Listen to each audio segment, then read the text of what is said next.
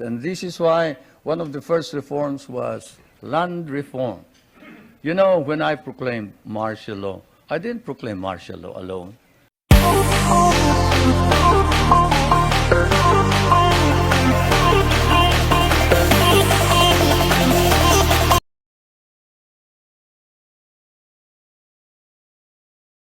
And this is why one of the first reforms was land reform.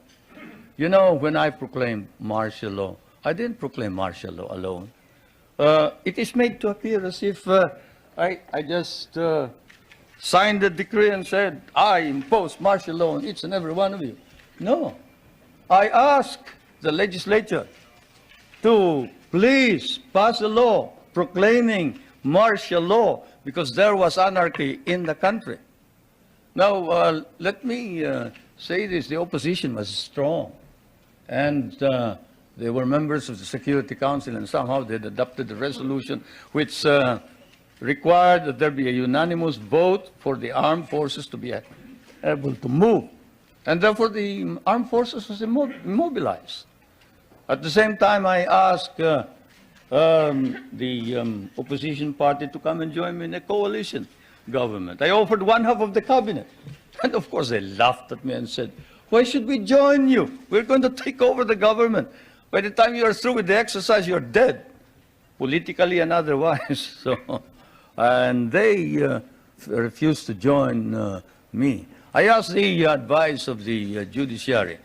I asked the Supreme Court justices, the Court of Appeals justices, and the members of the private sector. And all of them told me there's only one man who can proclaim martial law, and that is the president. And you are it. You are the only one who can proclaim martial law. This is why I must carry this particular mark in our history. I could not have transferred it to the legislature. Why? Because the legislature did not have the power. What does the Constitution provide?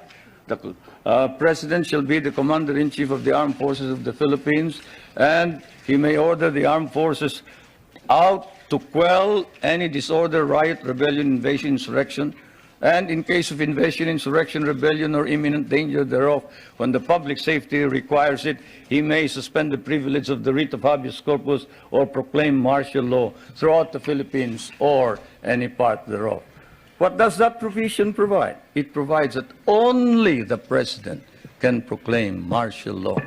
I repeat, that is why I had to assume responsibility. And I am not one for shirking duty. The people said there was necessity for proclaiming martial law. And the people said, you are the only official who can proclaim martial law. So I proclaimed martial law. And I sincerely believed that it was necessary to proclaim martial law to install order and stability because there was complete anarchy throughout the country at the time. Now, therefore, at that particular period, what was the status of our government? Our government was immobilized, impotent. The armed forces could not move out. The industry was not at all in any way moving. There was no income coming into government. Everybody was running away. They burned the U.S. Partly burned the U.S. embassy, tried to burn it anyway. They tried to kidnap the American ambassador. American ambassador was Byroad, Ambassador Byroad. And they tried to kidnap our foreign minister, Romulo, whom you just saw today. And I told him, you better disappear because I will not ransom you.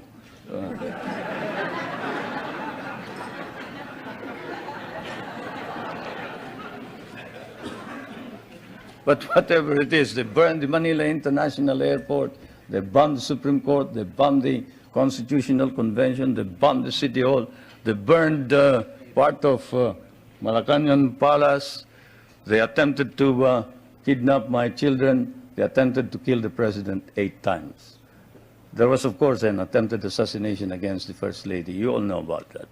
And this required that I immediately act on it, and so I did